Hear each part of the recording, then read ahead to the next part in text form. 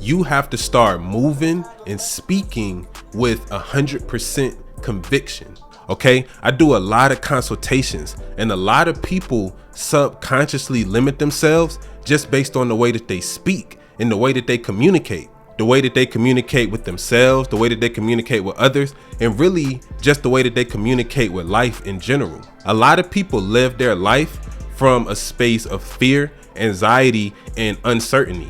So they're constantly seeking validation and answers outside of themselves. So when I talk to people about their future, about their goals, they'll say things like, oh yeah, well, I'm thinking about doing this, I'm trying to do this, or I want to do this, but I'm not really sure. It's like there's an energy of uncertainty and of doubt. You have to know exactly what the fuck you're trying to do and how you're going to do it.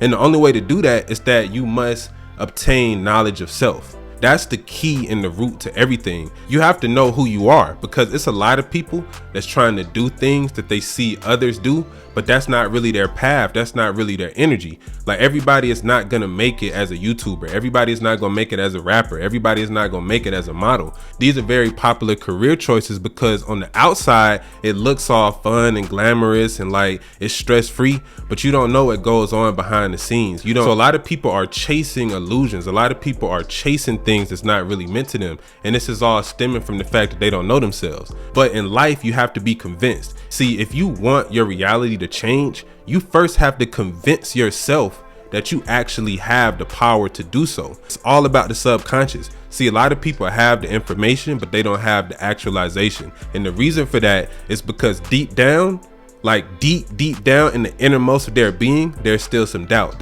They don't fully believe it. They haven't fully convinced themselves that the new reality that they want, that they've shifted into it. You have to actually become this person. And you can only do this through consistent hard work, focus, discipline, and learning new things. A lot of people don't want to do this, but it all starts with communication. A lot of people tell themselves lies every single day, but then expect to find the truth or expect to even know what the truth is. Motherfucker, you don't even know yourself. How can you know the truth? How can you even find the truth if you don't know who the fuck you are? Because anybody can tell you that they have the truth, that they have utopia, that they have heaven, that they have all the answers that you need. But even if I give you the answers, how will you know unless you're in tune with yourself to recognize and discern truth from falsehood? When we talk about magic, when we talk about the law of attraction, when we talk about mysticism, a lot of this shit really comes down to self-esteem. It comes down to confidence. Knowledge is a very, very big part, but willpower is really the most powerful aspect. A lot of times, like I say, it's many different factors that go into manifestation, but willpower can get you through a lot of situations. Like I say, you still need intellect, you still need knowledge. You have to be able to integrate and balance all of these different qualities and all of these aspects.